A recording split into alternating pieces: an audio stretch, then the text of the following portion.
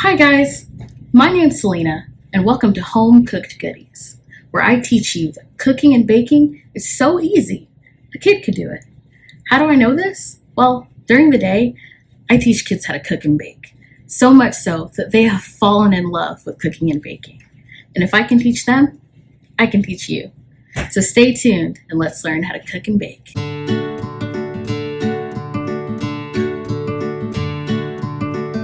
So today, we're going to be making 4 different dessert sauces. These sauces are the foundation of any dessert and pastries. Once you know these, you can literally add them to anything. So first, let's start with custard. There are 3 different types of custard. There's pastry cream, there's sabayon, and there's creme anglaise. What we're going to do today is pastry cream, and that is more of a creamy custard that I like to put in eclairs, cream puffs, and even fruit tart. Pastry cream, we're going to need 2 cups of whole milk.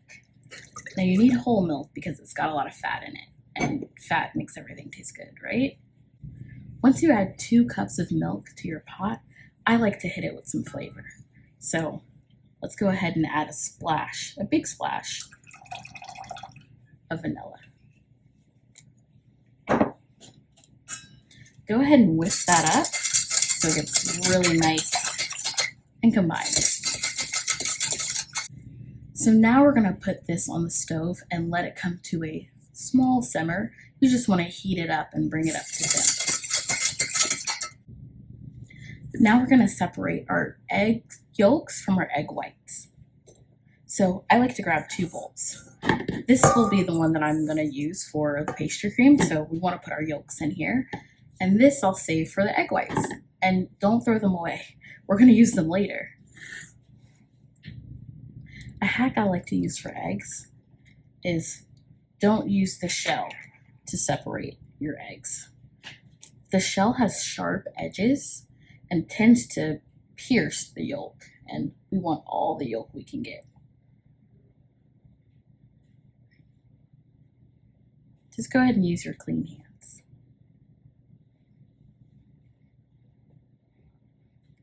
Now for custard, you always want to make sure that you don't get any yolk in your white.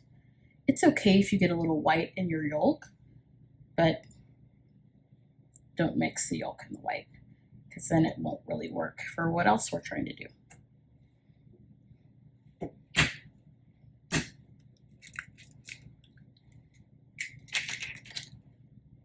So we're going to save our whites for another recipe. So hang on to that. But now that we have our yolks, we're going to go ahead and add a 1/2 cup of sugar to this. Let's add a 1/2 cup of sugar. And because we want this to be kind of a thick and creamy custard, we're going to add cornstarch. So let's add 3 tablespoons of cornstarch. I'll whisk this up until it's really nice and pale and creamy. Now, when it gets like this, don't panic. Just keep whisking. It's going to take some upper body strength. All right, I've been whisking, and now look at how pale it's become, and look at how smooth and creamy it is. You want to make sure that it just falls right off of your whisk, just like that. We are going to temper our eggs. And what that just means is we're going to slowly add in our hot milk mixture, into our eggs and carefully stir. And slowly, because you don't want to cook your eggs, right? Remember, they're still eggs. And once we add them slowly until it's nice and combined, that's when we're going to put it back on the heat to let it thicken up a little bit. All right, so let's slowly pour in our egg mixture, just a little bit at a time, and then quickly go ahead and whisk it together. This will help get our custard base and mix it all together without cooking our eggs. We want custard, not scrambled eggs. Once your first one is combined, you can go ahead and start adding more and more.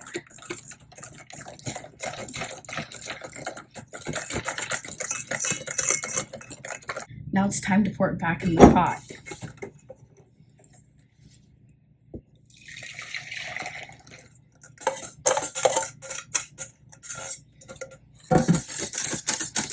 We're gonna put this on the stove and let it heat up until it becomes nice and thick. All right, so I just took it off the heat, and as you can see, it's kind of like a pudding mixture. Kind of has that pudding texture to it. That means it's done. Another good trick I like to use is like to take a spoon and run my finger at the back of the spoon. That lets me know that it is really thick and it's perfect. Perfect custard. Should almost be like pudding. So that was pretty easy, right? So now this is the time we want to stir in our 3 tablespoons of butter. So I like to add them one at a time. And you want to mix it in while it's still warm so the butter melts and really incorporates into the pastry cream. Right, so now that I mixed in the butter, we're going to save this and put it in the fridge for a couple hours. I like to do it overnight to make sure it's really nice and chilled. And then after that, I like to whisk it up to bring it back to life. And then you could put it in really anything you want. So now we're going to make chocolate sauce, or as the French say, chocolate ganache. The thing about chocolate ganache is that it comes in different ratios depending on what you want. So we have the 1-to-1 chocolate and cream mixture, which is what we're going to do today, and that's going to be our traditional chocolate ganache. That's something where you can whip it up and put it on cake, like yellow cake or chocolate cake. You can pour it at its normal form, not chilled. You can pour it on chocolate cake. I keep going to chocolate cake. I must really want that right now.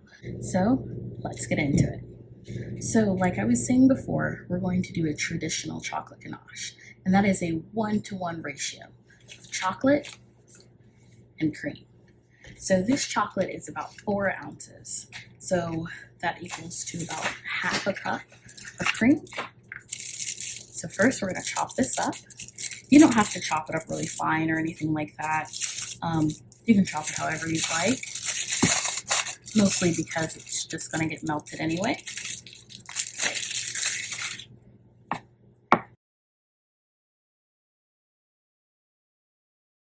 So we're going to take our chopped chocolate and put it in this bowl.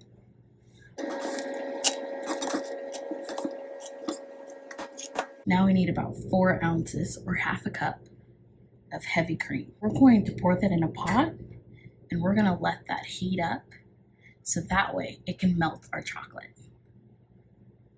All right, now that the cream is very hot, we are going to pour that over our chocolate. I like to let it sit for a little bit just so the chocolate can really melt. All right, let's go ahead and stir this up. So you can kind of see it's really melted. We're going to stir this until it becomes one chocolate sauce. It's going to get all combined and delicious. And just look at that. Delicious, smooth, beautiful chocolate ganache. What I normally do with this is I put it to the side and I put it into the fridge and I let it chill overnight. When I let it chill, the next day I can whip it up and make some nice whipped chocolate ganache, which is delicious on any cake, really. If you're a chocolate lover, definitely make some chocolate ganache. You'll love it. All right, Next, we're going to make a fruit sauce. So there are two kinds of fruit sauces. There's a fruit compote and a fruit coulis. A fruit compote is when you take really any fruit, or mostly berries, and you cook them until they form kind of like a syrup. They still have the fruit pieces in them, but you can use it as like a sauce or with big chunks of fruit in it. If you don't like big chunks of fruit in your sauce, coulis is for you. I'm that girl too. So coulis is when you cook it and blend it until it becomes a nice, smooth, beautiful sauce. And that's what we're going to make today. First, in a small pot, we are going to take our fruit or berry of choice. I like to go with raspberries today.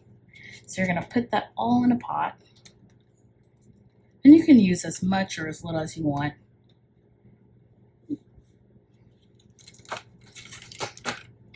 I'm going to add a small squeeze of lemon. Just think about like raspberry lemonade. I mean, who doesn't like that, right? Now we're going to add some sugar. I like to put all the berries on a flat surface, and then I just cover them with sugar. Just a lightly coating of sugar. This helps for not having to measure, right? Just a little light coating on top of all of the berries, just like that. Now we're going to heat it up until a thick syrup forms, until some of the raspberries kind of break down a little bit. All right, just took the raspberries off of the stove, and this is how you want it to look like. Now, I kind of help the berries out by pressing them down with a spatula. That way it makes it a little bit easier to blend. So for compote, you're going to want to keep it kind of chunky. You don't want to press down the berries, just let it do its thing, simmer, and have those whole pieces of fruit. But for coulis, we're going to blend it. So you can use a hand blender, which is what I'm going to use, or you can use a blender like what you do smoothies with. I like to blend it when it's hot because it blends so much easier that way. However, if you're using a blender, I would take the top piece out just to let it ventilate, because if you blend it hot and everything's trapped in there, it's going to explode. I know because I've tried it. Please don't do that.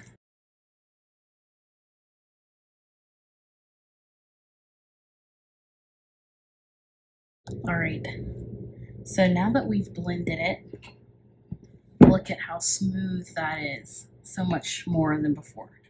But I want to get it even smoother. So we are going to use a fine mesh strainer. Put it over your bowl. What we can do is strain it that way so it's even smoother. Sometimes raspberry has a lot of seeds that we don't really want in our coulis. We want it as smooth as possible.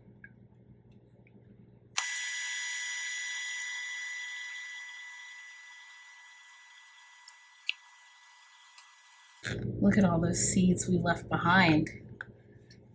And look at this smooth raspberry coulis. See how smooth it is?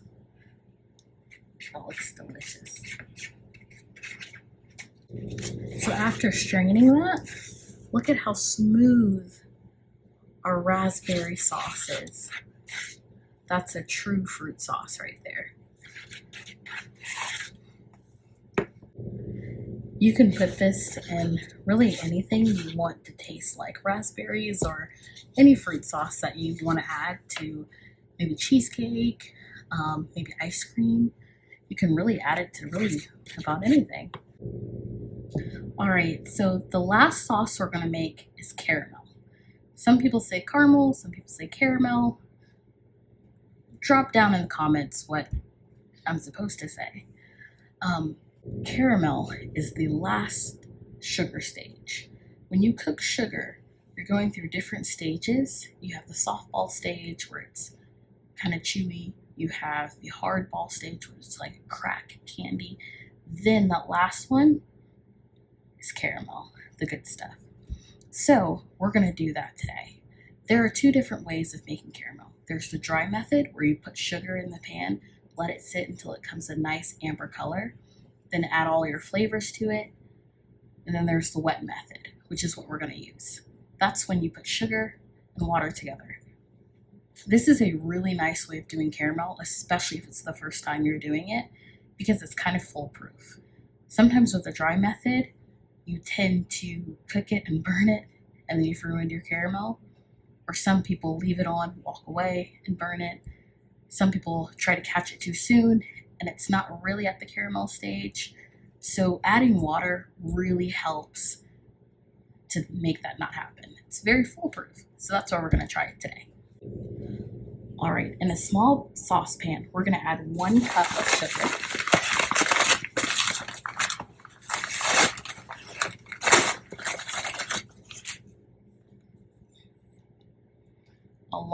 Then we're gonna add half a cup of water. Then I like to add a little small, maybe a tablespoon of corn syrup. And what corn syrup does is it prevents crystallization, which is really bad when making caramel, because if it crystallizes, then it's not a smooth caramel anymore. Then you have big chunks of crystals in your mouth, which isn't good. It also gives a nice shine at the end, which is really impressive and nice that you can brag to your friends about. All right, we are going to mix it up just a little bit, just to kind of try to get it all dissolved. But we're going to put this on the heat until it becomes a nice, beautiful amber color. That's a little bit brown, a little bit golden. That's the color you want to see. After that, we're going to add vanilla, salt, butter, and cream to make it a delicious, smooth caramel.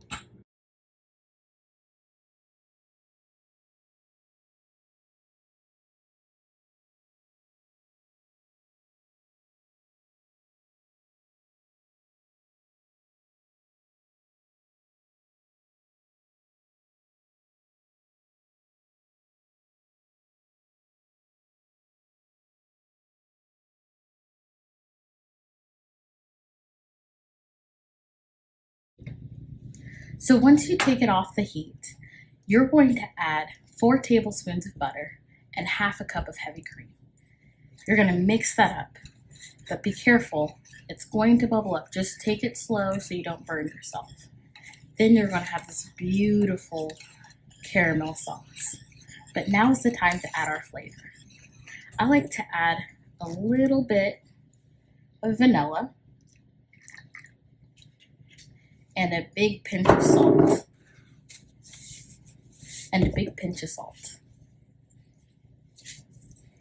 Salted caramel is delicious. Mix that up until nice and combined. And I know it's tempting to want to just eat this, but this is so hot. It will burn your tongue if you eat it right away. So we're gonna let this cool down. And as it cools, it's going to thicken up into a beautiful caramel sauce.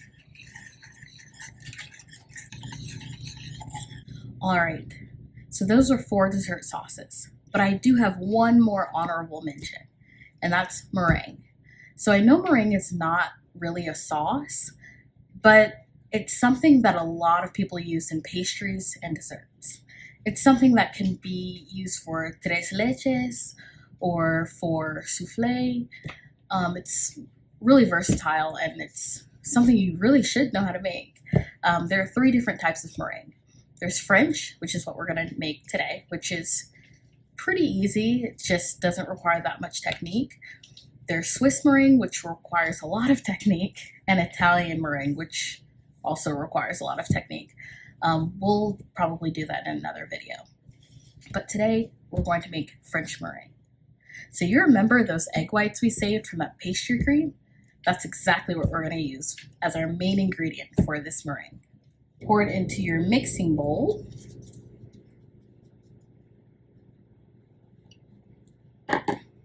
Now we're going to whip this up until it gets nice and fluffy.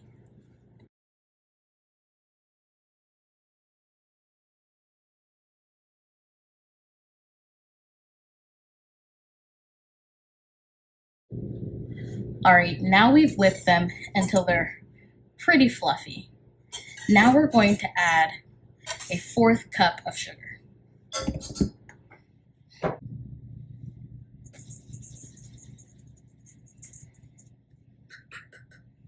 Now we're going to whip this one more time until stiff peaks form.